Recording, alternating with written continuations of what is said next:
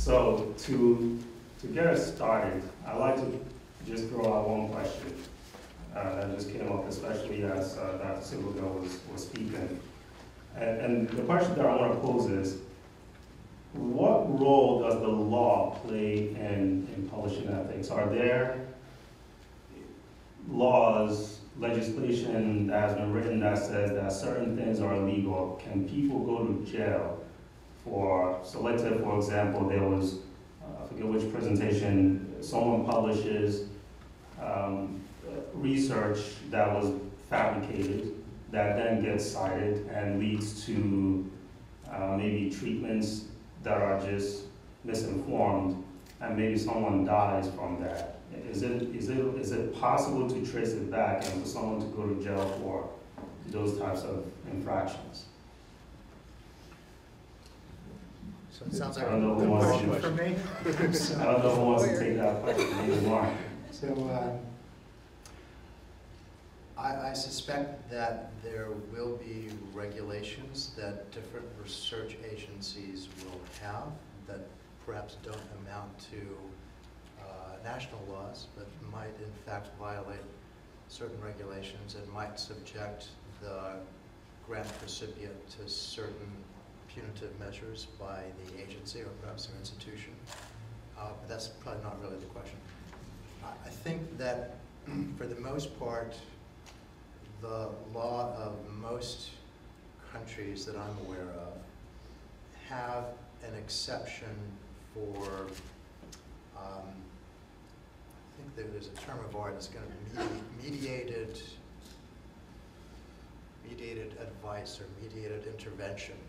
That is the notion that reference information and research information should be interpreted and intermediated, if you will, by a professional. So when it comes to medical information, for example, it would be difficult, I think, for someone to make an allegation that the publication of the inaccurate information is the primary or direct causation of a medical error, because there should always be the intervention of an informed practitioner, and generally speaking, it will be the practitioner upon whom the liability will fall. There have even been a few fairly famous cases in terms of publication, the law about publications where quite significant errors. There was a famous case about an encyclopedia of mushrooms, tropical mushrooms in Hawaii, if I remember right, where there was a clear error where a poisonous mushroom was identified as a non-poisonous mushroom and a tasty non-poisonous mushroom. And someone did ingest that mushroom and died. No liability for the publication, principally on the ground that, first of all, there's a bit of intermediation that should have been required, and secondly, information was not considered by that court to be inherently dangerous, unless you throw a book at somebody, I suppose, and therefore not a kind of strict product liability kind of case. So, sorry to bore you with too much detail, but difficult case, I think, to make. Yeah. Are there any questions from the audience? I have a question. Sure. Prior to this seminar, we got a list of concerns and questions that all of you had. And I want to know who maybe submitted this one, because I don't know what it means. And it was the impact of the modern quote-unquote happiness theory on ethics of publication policies. Did somebody here submit that? And I don't want to be critical, and you just explain it. I'd really like to understand it. Has anybody here heard of this? The modern happiness theory on ethics of publication policies? None of us had ever heard of it. No? I guess none of you have either. Well, we won't worry about it then. That was a question at dinner that we were all considering last night, where we couldn't come up with an idea. We even tried to Google it. You answered that question. I'm the person who wrote it. Oh. Modern ethics theories. and none of you are professional ethicists, I guess. No. So those of us who've had training in ethics are kind of interested in your take on this particular theory, its relation to public policy. I have some references for you if you want. The Happiness Equation is one of the books. Daniel Gilbert's Stumbling on Happiness. Arthur Brooks' Gross National Happiness. So, you're interested in ethical theory.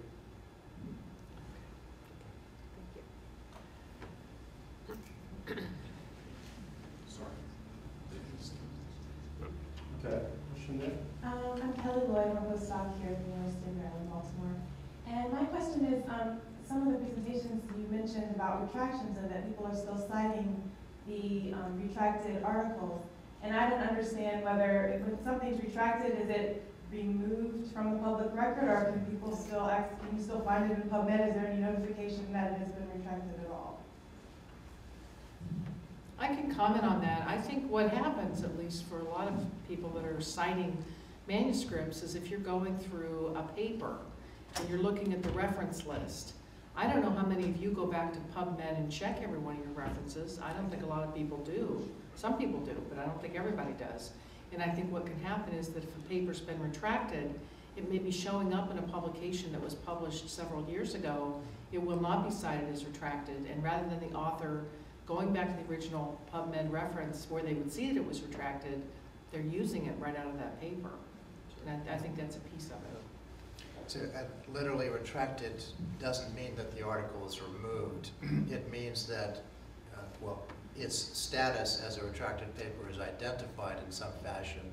So for Elsevier, we do a watermark with red letters, which I think Herjong showed. And there's information about its retraction status near the abstract section. And I think Medline does that as well, or something similar to it. That's different from removal, at least in the Elsevier definition. Removal is where the article is actually removed from the online record. Well, but I think your question raises a deeper problem. I tried to make it clear, the whole world is not bound by PubMed or Medline. There are many other ways to find information. And, for example, Google Scholar. And once something is on Google Scholar, it never goes away. And there are even other forms of information that you can find, particularly, interest area websites. You could go to, Parents Against Autism, and they will have a bibliography, which they have drawn from other sources.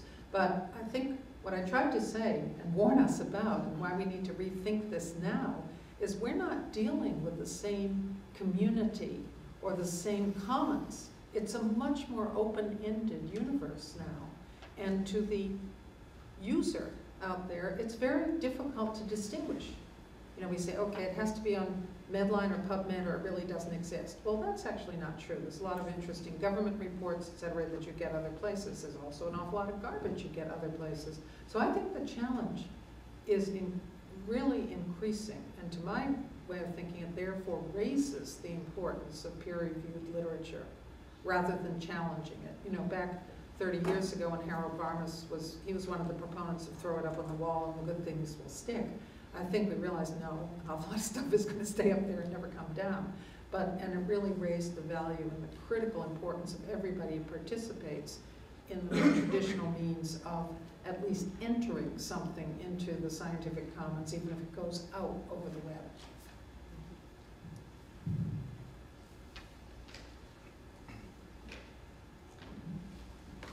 I'll stand up for my let me. I'm Pam Seating. I'm an informationist at the National Institutes of Health Library. Dr. Silverberg, you're the last speaker, so you get more of the focus. I'm interested in your presentation of bibliometric quantification and impact factors and internal that a number of us in various parts of the library community are trying to get people on the other side of the table to buy into the idea that impact factor is not the biggest and greatest. I'm on the editorial board for Archives of Ophthalmology, and was at board meeting a couple weeks ago. Heads were spinning with how much the a main publisher is pushing impact factors on the journals. The academic community seems to be stuck in there too. Where do we find our allies in this? Are you aware of any institution in the country where they're really thoughtfully looking at other ways to evaluate the impact of somebody or their research labs? Well, I know there are, thank you very much for that comment. And let me be clear, I am not inherently opposed to impact factors or bibliometrics, but when they supplant other modes of judgment and other information relevant, that's when they become dangerous, and then they become, as you say, self-generating. I know that there have been a number of very good scholarly articles written about the limitations of a solely metric approach. And I know that our Appointments and Promotions Committee at Hopkins, actually, we held a retreat about this because we found our committee was getting divided between people who really wanted to put a lot of weight on metrics and those who wanted to be careful about this. So I think I'm glad you agreed that I think it is a threat, and that's something that we within the scientific community of knowledge we're the best equipped to respond to it and point out how multidimensional evaluation really is. Yeah, at WashU in St. Louis, some of the library staff has come up with a website that's good at assessing the impact of research site. So it's at the Becker Library, the Medical Library at WashU. I'd just add to that, and I think it builds on what you're saying, is that a lot of the limitations of impact factors, or if you're trying to provide some metrics for an individual H factors and other things, they're poorly used in that people are not cognizant of the limitations of them. And if they're used in the very narrow way that even, say, Thomson Reuters proposes with the impact factor, it gets used much beyond what they say they're intending it to be. It gets used by publishers, it gets used by APT committees and others in ways that it was not meant to do. So it's really, I think, the ignorance of us as individuals of using the wrong metric or using it for a way that is not intended is also often where the problems arise. And again, another thing as well on impact factors, it's amazing how much they can vary from year to year. And it's always puzzled me, is that, well, the impact factor in this journal was 5 one year because it had a couple of highly cited articles, and then the next year it's down to 3.5. Did all of the research that was published in that journal now all of a sudden become less important?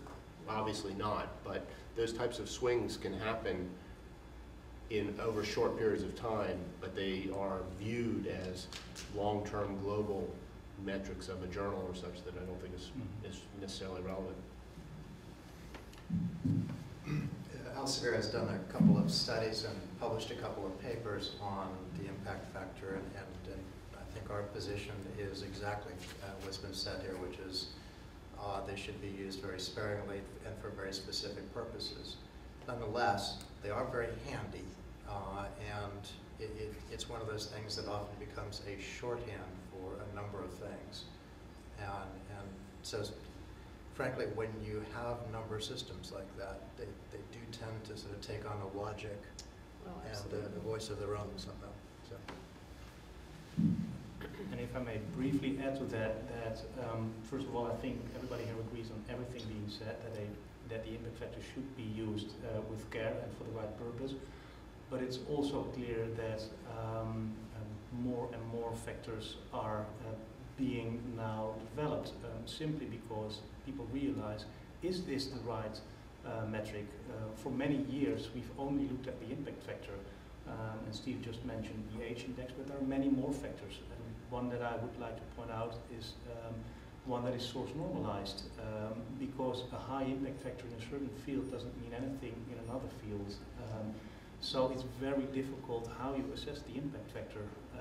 And one metric recently developed is to really look at the specific fields in which that citation behavior can be expressed by such a factor. Yeah.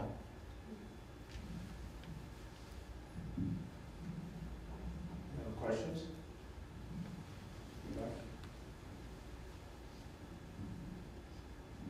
Hi there, I'm Deborah Wiegand. I'm on faculty at the School of Nursing. I just had a question maybe for Dr. Munger, if you could address us. I've had some struggles when I'm working with a research team. We have 6 or 7 people and trying to decide authorship. I'm wondering if maybe you can give some practical tips. I've tried to have discussions early on, but then sometimes it doesn't work in the long run because people aren't really carrying their load, and then you have to revisit it later, and you're never quite sure what to do with students who have done a lot of work on the study, and they want to be higher up than somebody else, and then sometimes you'll have a team member that's done a great job with research data collection, really stinks at writing. They should probably be on publication. So I'm just wondering if you have any practical tips for getting things published with students. Yes. I mean, those are all very common. I mean, I've tried to start with that. Do we start when the study's beginning? Do we all sit and sort of work out with what our ideas of everybody's contribution is going to be, and sort of give everyone a sense of this is where you're going to fall in the, and usually that, even though I think it's a well-intentioned one, I found that, at least for our part, it never works out that way because the study evolves in a way you didn't anticipate, or someone doesn't pull their load, or you don't use that data, or whatever it might be. I think that the only way to really give you a general instruction is that being open with everybody, having everybody comfortable with saying, you know, no, I should be, this is my case for why I should be at this spot. And having the conversation between teams and between team members and trying to work it out. But I think it's sort of a negotiation.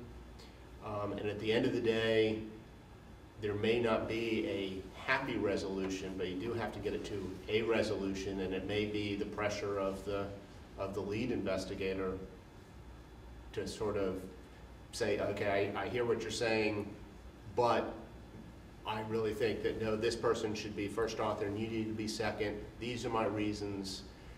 Most institutions, and I'm assuming, although I don't know the specifics, that Maryland has that too, has mediation type of things written out in the school bylaws. You take it to the department chair. If one member of the group is not satisfied with that, with letting it go there, they have ways to have an arbitration, a mediation, and even going up higher and higher, which one would hope gets avoided. But yeah, I wish I had a great, easy way to do it, because basically with every single paper we have, there's always some variation that I either didn't anticipate or it just crops up, and it's personality driven, it's situational driven, and you just sort of have to feel your way. But I guess openness, as much as you can, it probably helps to smooth a lot of the rough edges in that. So I don't think that was much help, but. Well, I've noticed something that I don't know if it's widely practiced at Elsevier, but many journals now are permitting 2 and even 3 first authors. And there's a footnote that says the following people contributed equally and prominently to this work.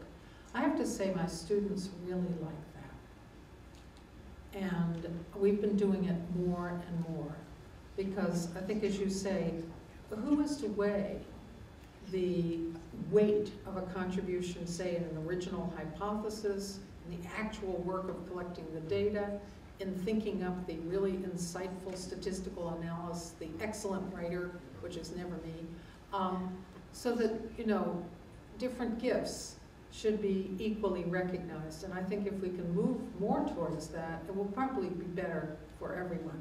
And then, of course, my own rule is generally to put the students up front.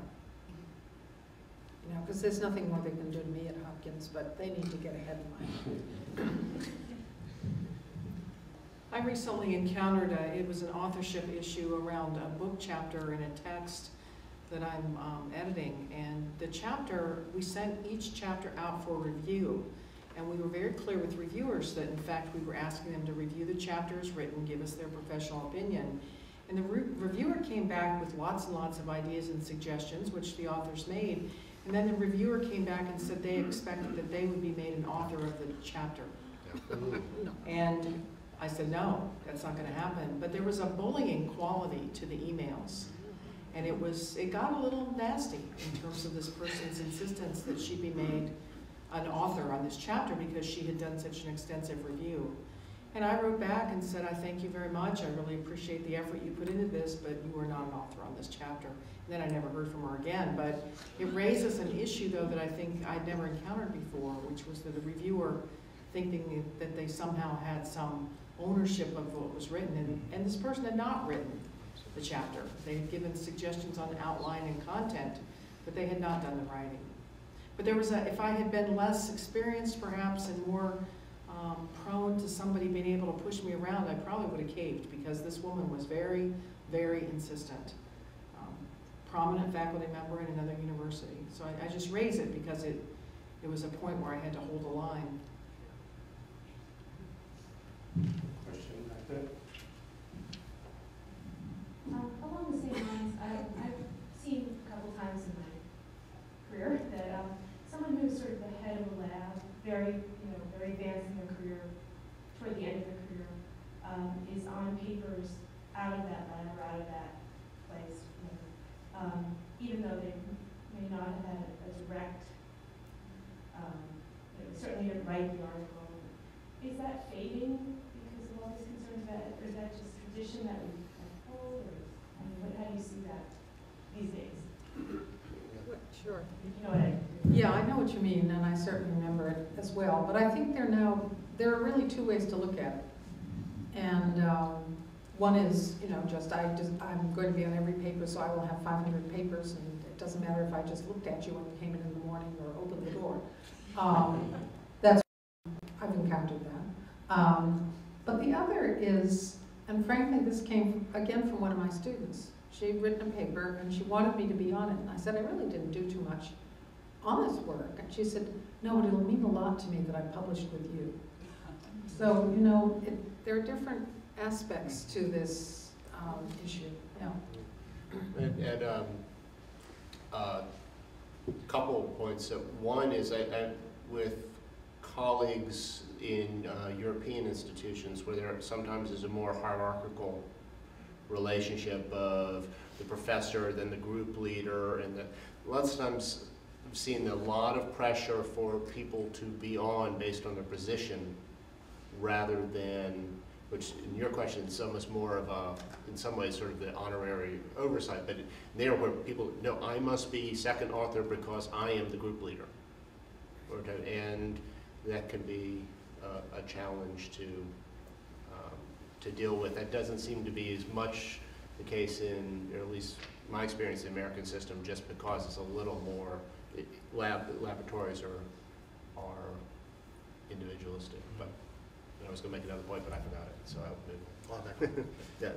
So I had a very painful experience in the past year where, and this was an article that was published by authors in an Asian country, where the department had essentially made a complaint that he should have been identified as a co-author and was not. And the junior researcher at the institution basically said that the department head was correct and should have been identified as an author. And I have to say, within our group, within Elsevier, we actually didn't believe the department head.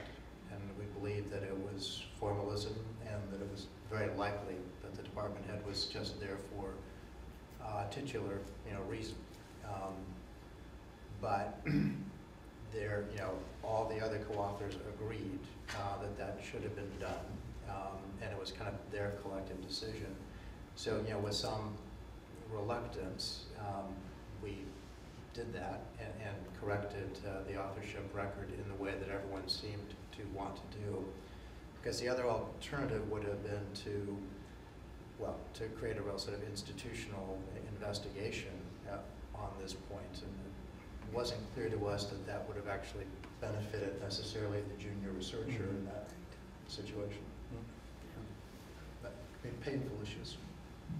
Actually mentioned remember the other thing I was going to mention, which is a little bit taking off, slight difference from your question, and it's something that those of us, especially do more molecular biological research, run into a lot.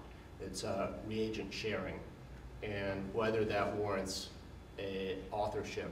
many times you'll get published reagents, and most journals have in their publication agreement that if you publish a reagent, that within the best of your financial ability and its limitations, you should make it available to others. And the rationale, I think, is very good for this, is that if others need to replicate your studies or build on them, they need to have access to unique contributions. There are cases often knockout mice or antibodies or these things. A number of authors will people will nevertheless demand authorship for sharing reagents. And then as a recipient of that, you have a choice to make. Do you do something where I would argue it's actually you're contributing to an unethical event because you're facilitating this person's ability to violate the agreement they already made, but by the same token, if you don't agree to it and get the reagent, then you are hampering your own ability to do research that not only benefits yourself and your group, but also hopefully benefits the scientific commons at large. And I'd be interested to hear from the actually the rest of the panels across the board, how is this not practical to go to the journal and say, oh, they won't give me the reagent for free, but I don't think that ever works. But it's Could you identify them as something other than an author? Would that sort of satisfy them? I wonder. No. If they ask, then Not for today. Yeah, the ones who are satisfied with an acknowledgement just say, "Oh, please acknowledge or reference the paper," which is certainly reasonable. Yeah. But, so yes. So do you basically give in the case of your question before? Do you give in to what you may feel is the honorary authorship with the laboratory head demands it because for many other reasons it's the path of least resistance, and as I said, none of us are pure. One strategy we've used, which seems to work, is sort of the prior shame and humiliation strategy, which is you write a letter or an email saying, "Dear Dr. Margaret, we're undertaking this work and we really would like your probe, would you publish such and such paper in order to investigate this, and we will of course acknowledge you in the paper." And then they have to make the step over your prone body in the road begging for it to say, that's not enough, So that diminishes it, but I know it is a problem. Yeah. Question? Hi, I'm Cindy Clark. I'm the leader of the NIH Library Writing Center. And we have a group of librarians who are doing light and medium editing. And so our group today who have attended, who are very interested in your topic, several things that you've been saying bring up more questions. One is the acknowledgement for reagents, and that leads me to how much are different publishers banding together to improve the guidelines and improve suggestions to authors for addressing this very situation. Another is, what roles can librarians do to help the researchers stay within ethical guidelines? We had a very nice conversation with Jerry on education, but I'd like to hear from the others as well. On the publisher's question, I think it's difficult enough to get publishers in a room to talk about very general principles about publishing ethics and the statement of the record. My guess it'd be extremely difficult to get a common agreement on such a specific issue, but it's a good point. And there are discussions that do happen amongst publishing houses about how to kind of implement some of these things in a more consistent way across the board. And frankly, some of the general principles that I mentioned briefly in my presentation haven't been looked at and reviewed for a couple of years, so this might be a good time to do that. Well, speaking as a journal editor and also as a teacher, I would find it very helpful if your group would think of additional ways to convey the meaning and intent of terms such as plagiarism and replicative publishing. We have, a lecture that we give every year, in our school to end in the beginning of almost every course to explain to the students, we're a very multicultural school, what plagiarism is all about. But I'm always left a little less than satisfied about some of the ambiguity or perhaps the clarity of communication in different languages. Maybe you could even help us in preparing documentation that could be presented to students in their own language, because a word that we might think is fairly clear, when they look it up in their Tom Hilton English Dictionary, may come up with a range of potential synonyms. So I think that ambiguity you could help us a great deal with. I don't feel that I personally necessarily do such a good job. Then the other area is more technical, and that is how to increase our ability to detect plagiarism. There are a variety of searches and web-based systems that claim they will do it. I've never found them to be really very good.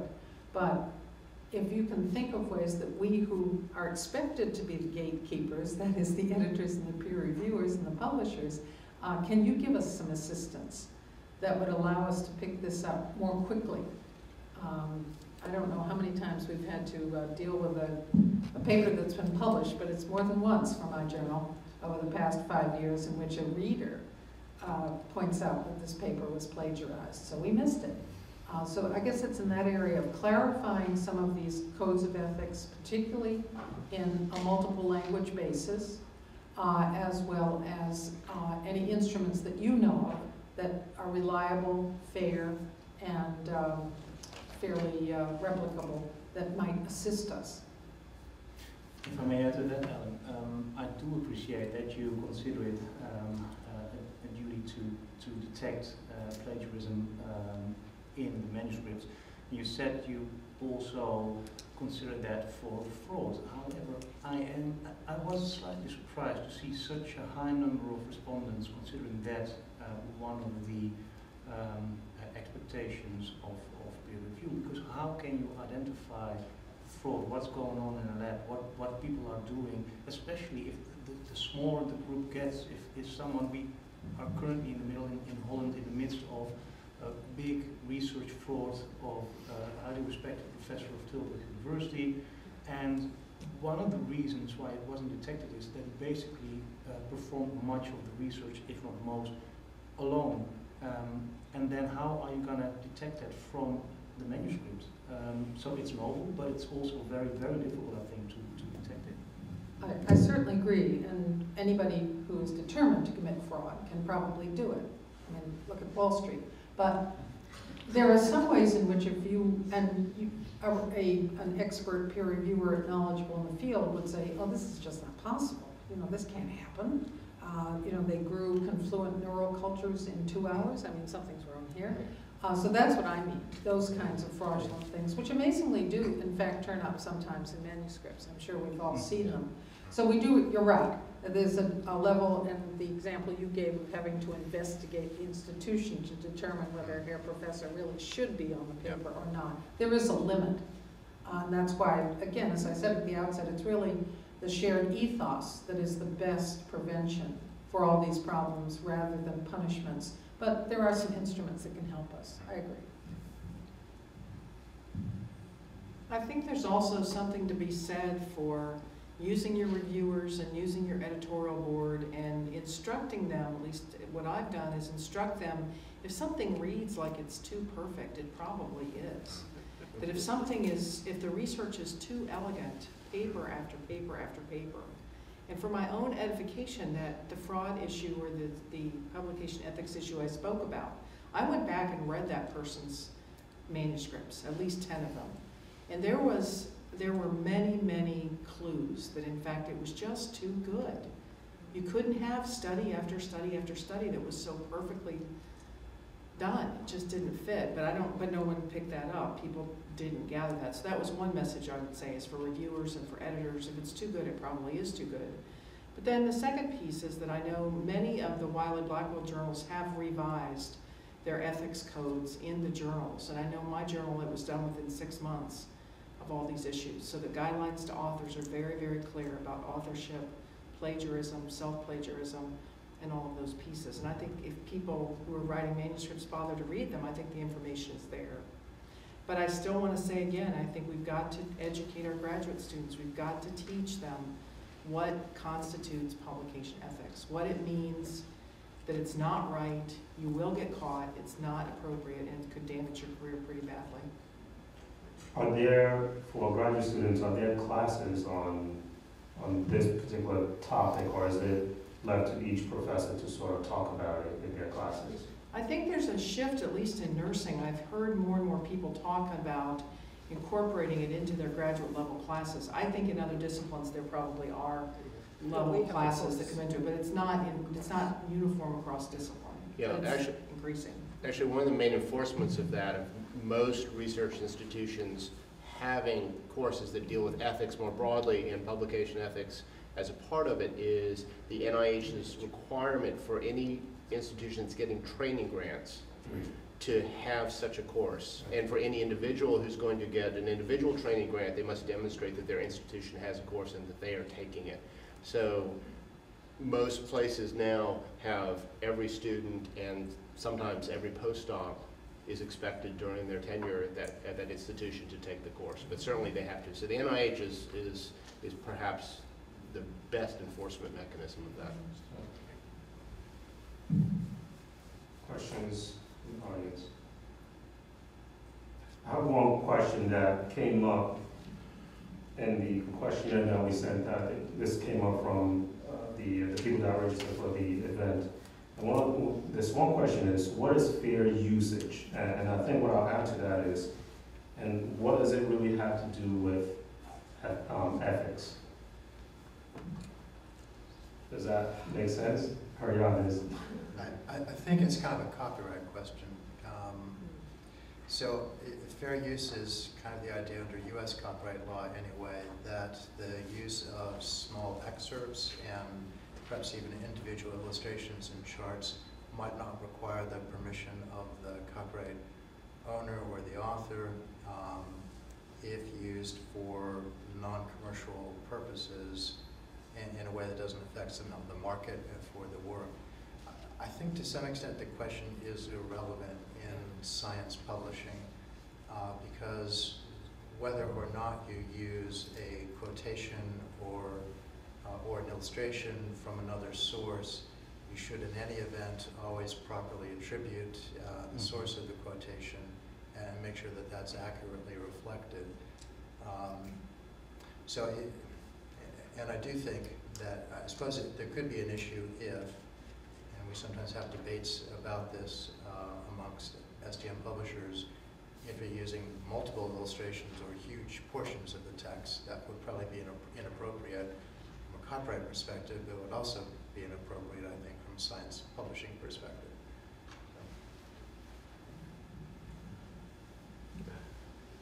Any other questions?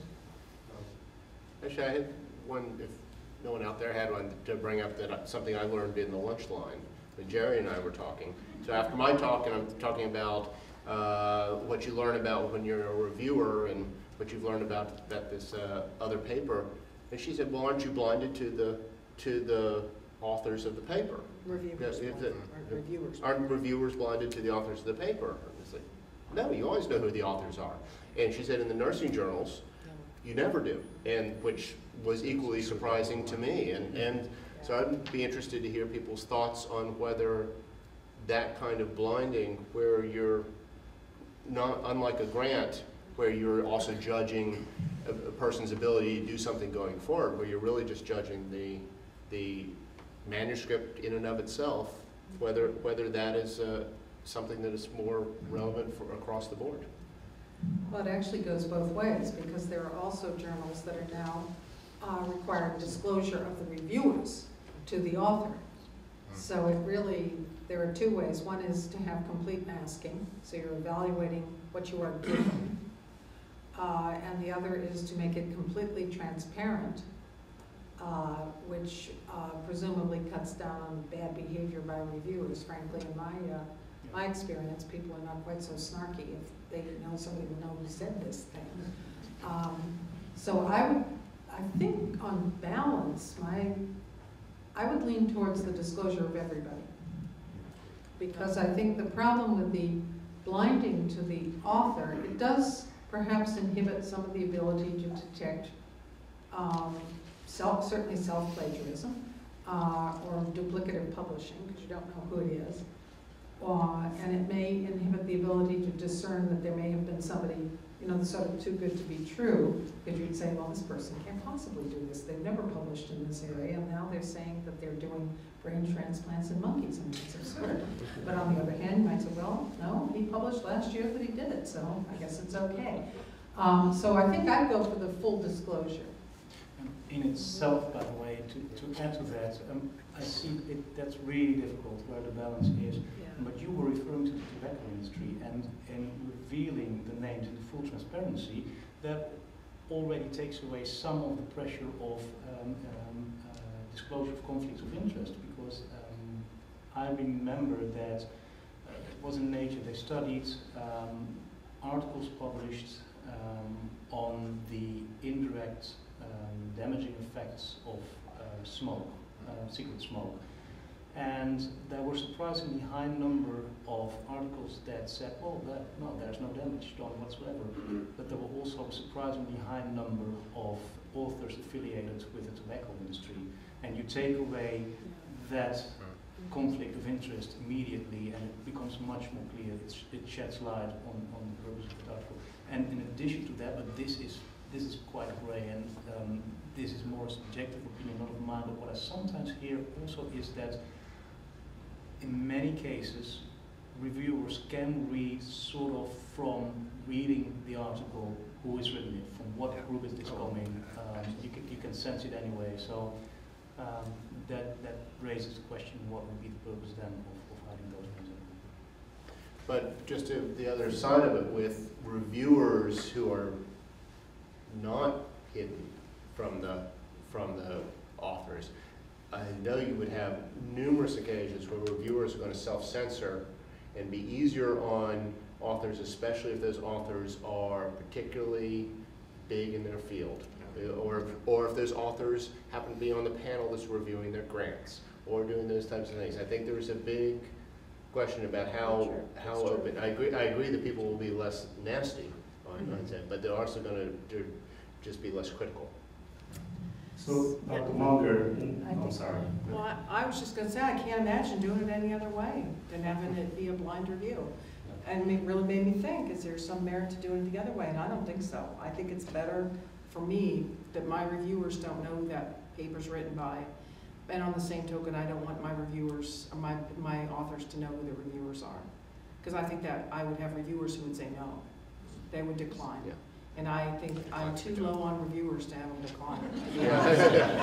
But I think it's the ethic, and again, it goes back to what's the ethic, or what's the value, or what's the general practice in the publication. And I couldn't even imagine it would be any different. Would it be an option to give them the option of revealing their reviews? Telling them, listen, if you wish, we can reveal your name. Because it's also sort of a recognition, an acknowledgement of the hard work that they've done. And once the article is published, this article was reviewed by. Well, so we could do that, I guess. That would be more work for me, so I'm not so likely to want to do that. But we acknowledge reviewers at the end of the year, like everybody else does. But I have to think about this a little more. I just don't think it would work for, I just like it the way it is, because it's more hidden in a way, and I think people are more honest about their views. Another question? Oh, yes. I had a question. I think it's interesting what you're saying about blinding. I have been a reviewer for a paper, but I know that sometimes the person that trained me, she said you also want to think about people you would not want to be a reviewer. So I was just wondering how much consideration, like if when someone submits a paper and they say, I would prefer this person not be a reviewer, how much consideration goes into that? I listen to that. I also listen to it when they ask if a certain person could also be a reviewer. I pay attention to that, because I feel like if they have those requests, I don't need to know why. And I've got enough people on my review panel, I can pick others. But then it always raises a flag for me. Why don't they want that person to be a reviewer? It's like, what is the bad blood between them, or what's the issue that's going on? So I just tuck it away and think about it. But I pay attention when folks ask for that. Yes, I would also abide by that. And when people request a reviewer, I will take some of their suggestions. I will also, as you're saying, find other people as well to review it. But I would take seriously the request of please do not ask that person, because it usually frequently involves personal issues, and those can be very significant. I have a question for Dr. Munger. In your presentation, you touched on, you mentioned that academic research is now a business. And of course, there's the pressure to publish or perish. Given that, how much do you think that is to blame for the bad behavior of some of the researchers that commit these ethical infractions? And if there's a lot of blame to be put to that, is there things that are being done to sort of deal with that in a way? I think saying that it's to blame is probably going too far. I think it's an additional pressure. Okay. I mean, and when I say it's a business, it's certainly money's driving the enterprise a lot more. One thing that happened, certainly for schools of medicine, when the NIH budget doubled, is a lot of schools offloaded a lot of their salary responsibilities onto the researchers' grants. So researchers became responsible for recovering more of their salary from grants rather than it being a hard money line from the institution. And therefore, in order to maintain, there's not only the pressure if you supplement your salary to get up to a certain level, but just from the institution that you must have more grants just so you're not in the hole trying to make up that difference. So it's an added pressure, and it's a very significant pressure because it gets not only to your own pocketbook, but it gets to your relationship with the institution. And if you're failing to meet those goals, it's not looked upon happily. So I think that's where it's sort of gone to an additional level. But there always are other things that pressure you to publish, and pressure you to publish well, if only for the recognition of your peers or whatever it might be. So I don't think it's the only issue. I have one other question for the two Elsevier folks. How does Elsevier deal with ethical infractions internally? So let's say the publishing editors within Elsevier that might commit some ethical infractions, and I don't have an idea of what those might be. I think I do, but I wanted to see how the company... I'm not sure I understand your question really correctly. How we deal with?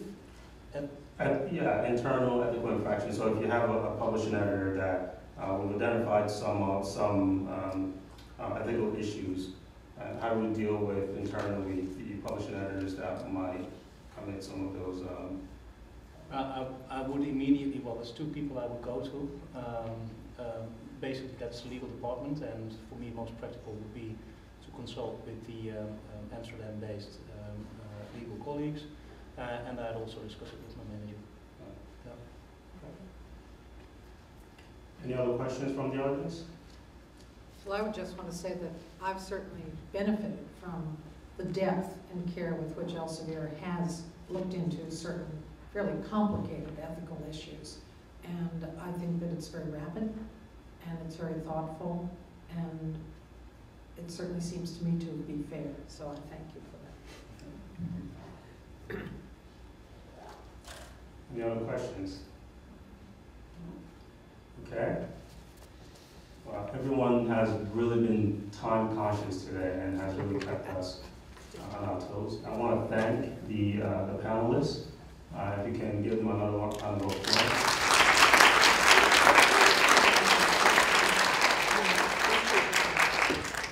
And I think this concludes our session today. MJ, did you want to? No, other than thank you. It's been a great day. Thank you. Yeah. And I want to thank everyone for being here. Again, fill out the evaluation forms for all of these sessions that you heard, all the presentations that you heard today. The evaluations do help us tremendously. We do look at them. We look at what you're saying and to help us refine these programs in the future. If you have any ideas for a program like this, do speak to us. Again, this is the best way that these programs are put together, because someone comes and says, I have this issue that I want to discuss. How can we put a program around it? We then put resources around doing that. So do come and speak to us if you have any ideas or any of these issues that you want to discuss on a broader scale like this. So I want to thank everyone for being here. I hope everyone will get home safely. The presentations will be, we'll make them available online.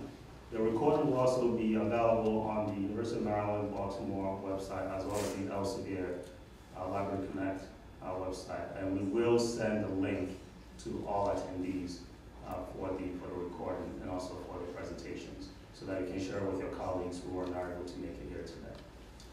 LaShawn, is there? I just want to ask everyone, your evaluation forms, you can leave them on the table where you're sitting. I will come around and collect them. Please take advantage of the extra handouts, the folder with the newsletters, especially the ECR booklet.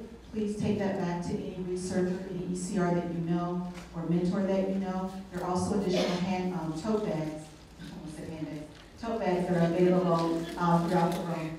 Thank you all.